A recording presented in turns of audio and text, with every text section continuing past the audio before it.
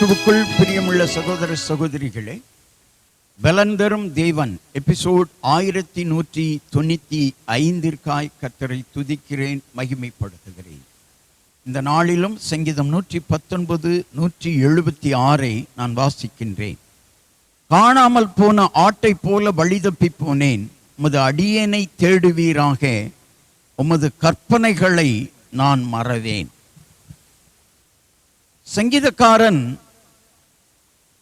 ஒரு ஆடு காணாமல் போய்விட்டால் அது எப்படி கதறி தன் மேய்ப்பனை தேடும் என்பதை நினைவில் வைத்து, ஆண்டவரே, நான் காணாமல் போன ஆட்டை போல வழிதப்பி போய்விட்டேன்,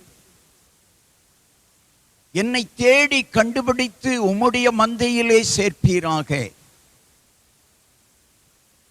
உம்முடைய வேத வசனங்களை கற்பனைகளை நான் மறக்க மாட்டேன், என்னையும் உமது மந்தையில் ஒரு ஆடாக வைத்துக் கொள்ளும். 23ஆம் சங்கீதத்தின் முதல் பகுதி சொல்லுகிறது, கர்த்தர் என் மேய்ப்பராயிருக்கிறார். இந்த வசனம் எல்லாருக்கும் தெரியும், எல்லார் வீடுகளிலும் ஸ்டிக்கராக ஒட்டப்பட்டிருக்கும். ஆனால் யாருக்கு கர்த்தர் மேய்ப்பராக இருப்பார் என்று சொன்னால், அவருடைய மந்தையிலே இருக்கிற ஆடுகளாக இருக்கிறவர்களுக்கு கர்த்தர் மேய்ப்பராக இருப்பார். சில ஆடுகள் மந்தைக்குள்ளும் மந்தைக்கு வெளியிலும் போக்குவரத்துமாய் இருக்கும். லாபம் வந்தால் கர்த்தர், நஷ்டம் வந்தால் வேறு சில மந்திரவாதிகளை தேடி ஓடி விடுவார்கள். அதுவல்ல வாழ்க்கை. எப்பொழுதும் கர்த்தருடைய மந்தையிலே இருங்கள்.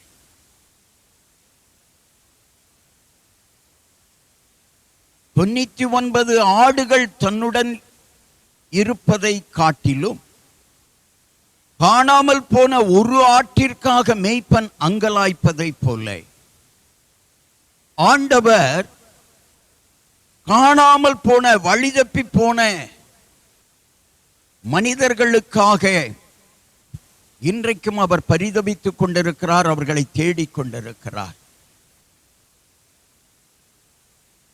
அவருடைய தேடுதல் வழிதப்பி போனவர்களை சரியான பாதையிலே நடத்த வேண்டும் என்பதற்காகத்தான். எனவே ஆண்டவரிடத்தில் ஜெபிப்போம்.